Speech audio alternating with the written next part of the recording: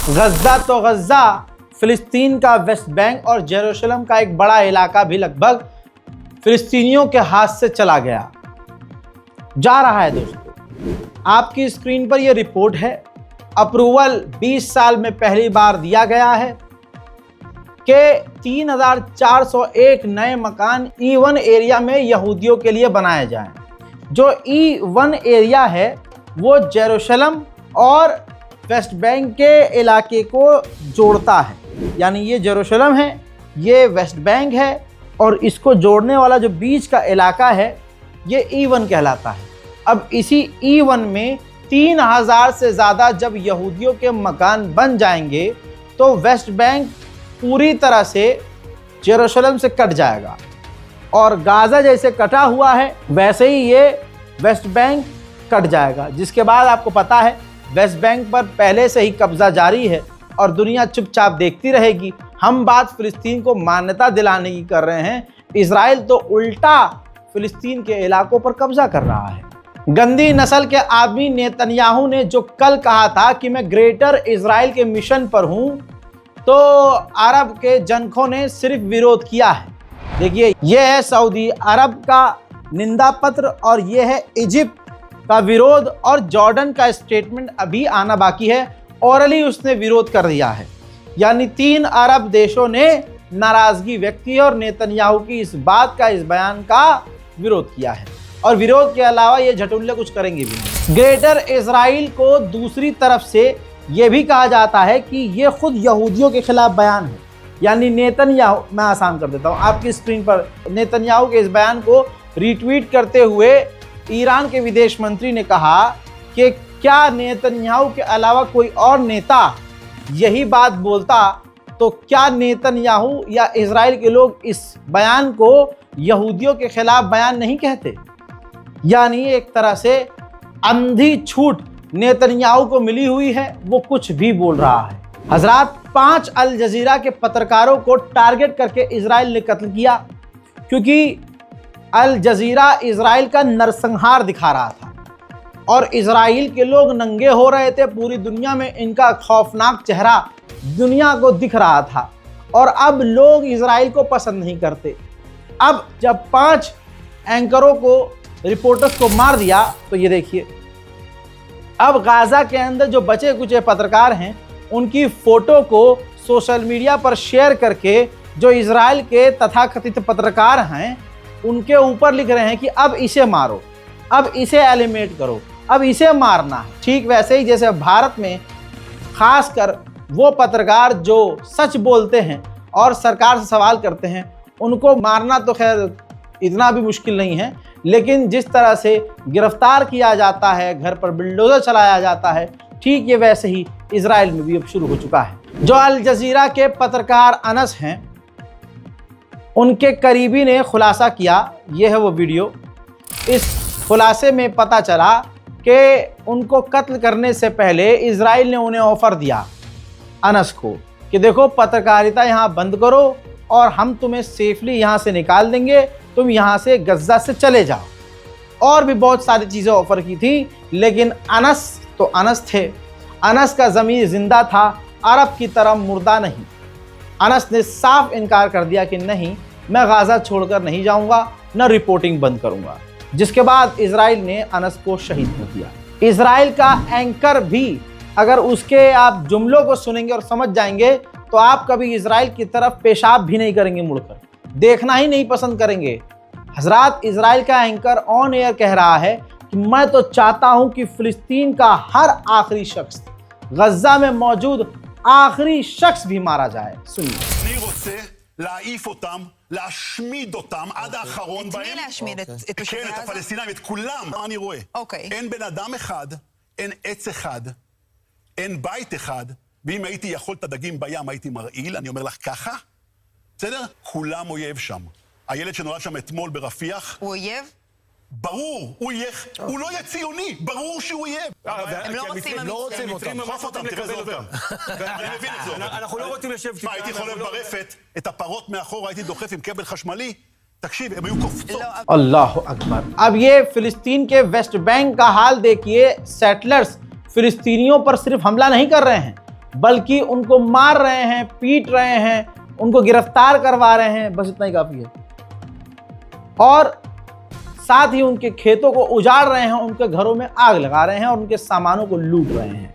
Israel ने बताया कि हम लीबिया, इंडोनेशिया और 3 और देश हैं जिनसे हम बात कर रहे हैं कि वो फिलिस्तीन और गाजा के लोगों को ले लें। 3400 से ज़्यादा यहूदियों के मकानों को फिलिस्तीन के वेस्ट बैंक और जेरूशलम के बीच E1 एरिया में बनाने का ऐलान करने के बाद इजराइल के फाइनेंस मिनिस्टर ने कहा है कि फिलिस्तीन के मुद्दे को हमने दफना दिया है। फिलिस्तीन स्टेट की जो बातें चल रही थी, हमने उसको ये सेटलमेंट का अप्रूवल देकर दफना दिया है। सारी दुनिया साथ है दोस्तों इजराइल के। जो ये ड्रामा है ना इनका, ये ड्रामा ही है कि हमने हथियार देना बंद कर दिया, ये है वो है। सोचिए, जर्मनी ने इजराइल को हथियार देना बंद किया है ना। इस बैन के बावजूद इजराइल को जर्मनी ने सबमरीन बेचने का अप्रूवल दे दिया है। अमेरिका का सेनेटर अमेरिका में खड़े होकर, अमेरिका के लोग चू हो गए हैं, क्या हो गए हैं समझ में नहीं आ रहा है।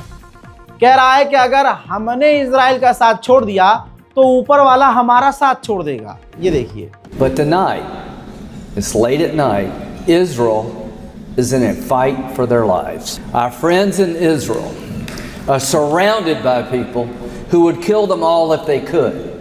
I am tired of the word genocide. Let me tell you about genocide. If Israel wanted to commit genocide, they could. They have the capability to do that. They choose not to. Hamas, they would commit genocide in 30 seconds. They just can't. And that's the big difference, folks. To people in my party, I'm tired of this crap. Israel is our friend. They're the most reliable friend we have in the Mideast. They're a democracy, surrounded by people who would cut their throats if they could. This is not a hard choice if you're an American. It's not a hard choice if you're a Christian. A word of warning. If America pulls the plug on Israel, God will pull the plug on us. And we're not going to let that happen. So I just want to end with this thought that President Trump has stood with Israel.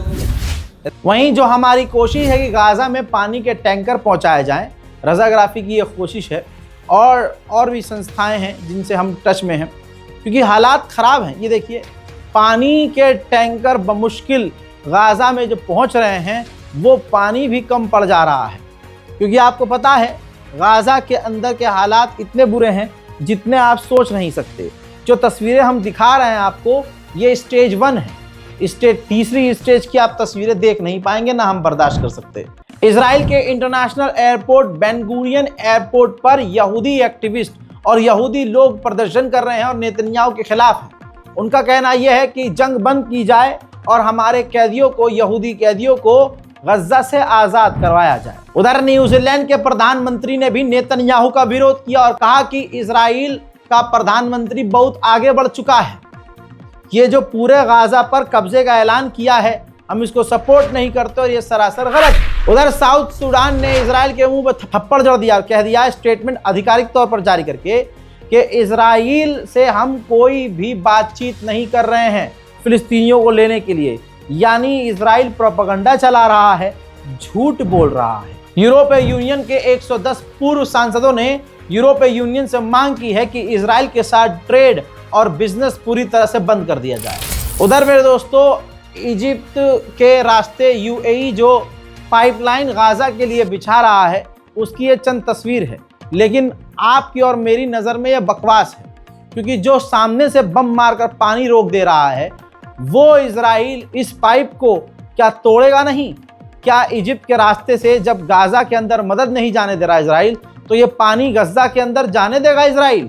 ये सब वही चीज़ है दोस्तों कि हर देश अपनी image को, खासकर अरब देश, मदद गिराकर, पाइपलाइन बिछाकर, दुनिया को तस्वीर दिखाकर अपनी घटिया शक्ल छुपाने की कोशिश कर रहे हैं। GHF ये वो अमेरिकी कंपनी है जिसको ठेका मिला है गाजा के अंदर मदद बांटने का, और यही GHF वो ऑर्गेनाइजेशन है अमेरिकी जो गज्जा में मदद बांट रही है और मदद के बहाने फिलिस्तीनियों को मार रही है। तो GHF का जो डायरेक्टर है अमेरिका में, ये उसका घर है। उसके घर पर लोगों ने जाकर, प्रदर्शनकारियों ने लिख दिया है डेथ टू GHF और उनके गाड़ियों पर, उनके घरों पर तोड़फोड़ की गई है और विरोध प्रदर्शन किया गया है। मोहतरम हजरात, ये जो यहूदी हैं ये सबको अपना दुश्मन मानते हैं। जैसे भारत में एक सरकारी गंदी भीड़ है, वो सबको बुरा मानती है, मौका आने पर वो सबको मारती है, ईसाइयों को भी। ऐसे ही इजराइल का नेता अब ईसाइयों पर जहर उगल रहा है। इजराइल का ऑफिशियल ऑन एयर कह रहा है कि जो ईसाई हैं उनका जो रिलीजन है वो इसी बेस पर बना हुआ है। उनका ये मानना ये है, ईसाइयों का मानना ये है कि हमने जीसस क्राइस्ट को, यानी यहूदियों ने ही जीसस क्राइस्ट को मारा है। Anti-Semitism is a bit of like a virus, and like some viruses, it exists in the kind of body politic, and it's dormant, like chickenpox.